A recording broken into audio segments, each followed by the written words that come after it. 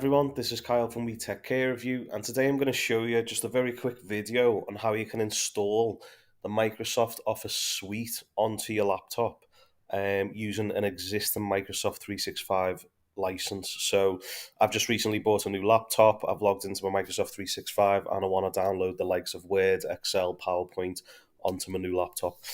So let's just get straight into it. So if you come to Microsoft365.com, and as you can see on the top right here, we've got a button that says Install Apps. If you just click on that, there you can see the Microsoft 365 apps. So that's Outlook, OneDrive, Word, Excel. So if I just select to download that, as you'll see, that's started the download of the exe file there. This is just showing you how you can install it. So if I just click got it here, click on that download and then click on the Office setup.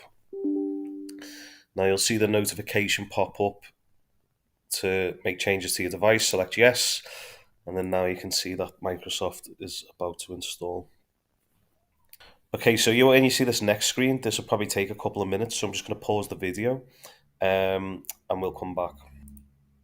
Okay, so I've just received the notification that it's finished installing. As you can see, you're now all set. I hope this video helps. Please like and subscribe to the channel.